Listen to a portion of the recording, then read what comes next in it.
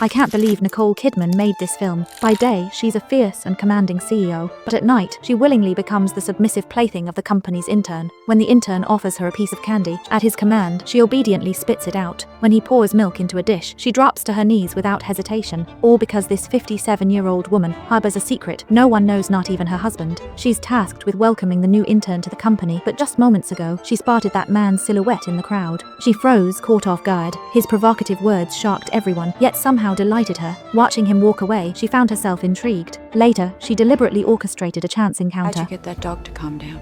I gave it a cookie. You always have cookies on you? Why do you want one? His teasing remarks made her expression shift, but he didn't apologize. Instead, he told her she should cut back on coffee. None of your business.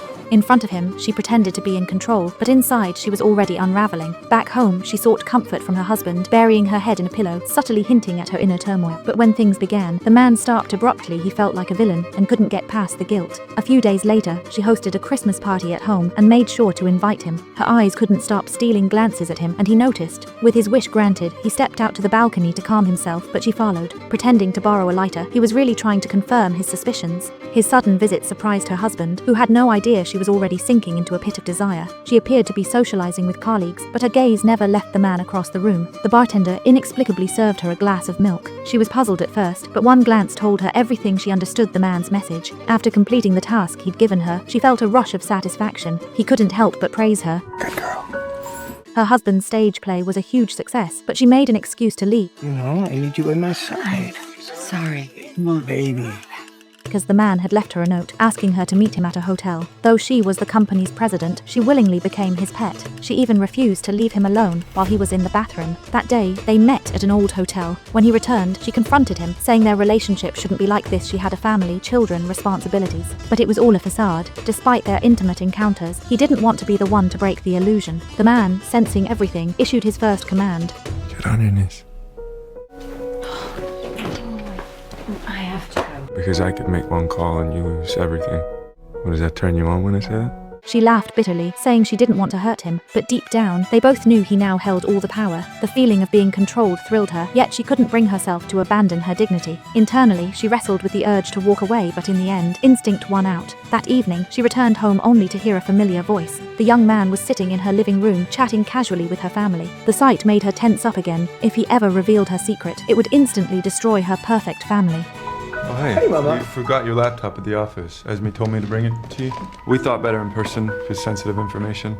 Watching him blend in so effortlessly with her loved ones made her increasingly uncomfortable. She pulled him aside into the car and warned him never to interact with her family again. He didn't understand. He was just doing his job. He tried to leave, but she locked the car doors. He ordered her to unlock them, but this time she didn't obey.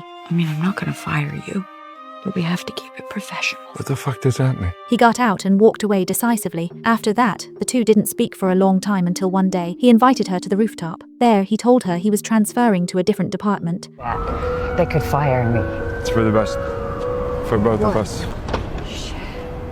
That night, she restlessly scrolled through her phone, her anxiety spilling over onto her husband. I've never had an orgasm with you. What? Baby. Don't fucking touch me. Unable to resist her longing, she went to the bar where the young man worked part-time, but he refused to see her and even had a colleague escort her out. Still, her persistence made him reconsider. I'm nervous. You're nervous? Yes. Why are you nervous? Just to be safe, if we're gonna do this, we need to set some rules that you and I both agree on. Like, I tell you what to do and you do it. When she hesitated to accept his terms, he turned and walked away. His cold attitude broke her down, and she finally agreed to his request. He asked her to repeat it aloud. I need to just say it. Okay. Say it again. I'll do whatever you tell me to do. Good. He had achieved complete control, and only then did she realize what she had just agreed to. From that moment on, she stopped hiding. She booked a luxury suite for him. Sitting in front of him like a kitten, she basked in the pleasure of being dominated. But after the ecstasy came a wave of emptiness. Sometimes I scare myself.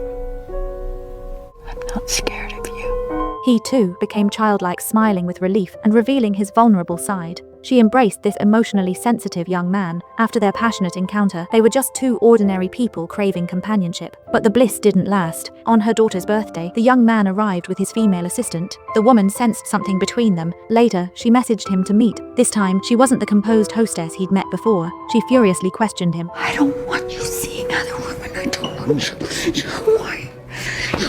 Why? Their private meeting between superior and subordinate was accidentally interrupted when the assistant walked in. The awkward scene left all three speechless. It's a lovely party. It is a lovely isn't party. it? She's having such a great time. You need anything? No, I'm good. But the next day, the woman summoned her into her office and used her authority to suppress her. You have to be careful, Esme. He's an intern. Is this because of the party? It's all good. I just want to protect you, that's all. Their conversation was interrupted by a phone call. She lied, saying she had a work meeting, but in truth, she was rushing to see the young man. She arrived at a dimly lit nightclub filled with revelers. He led her to a private room where they had a deep conversation, but even then, she couldn't stop thinking about the assistant, afraid she might steal him away. You do with her what you do with me. She didn't return home until 2 a.m., where her daughter had been waiting in the living room. Her daughter had never seen her in such a state. I'm worried about you. Oh, I'm fine. I'm fine. Are you okay? Yes. Then one day, the assistant paid her a surprise visit, hoping to clear up the misunderstanding. But every word she spoke was perceived as a threat. You're confusing ambition with morality. They're very different. I have no interest in taking you down.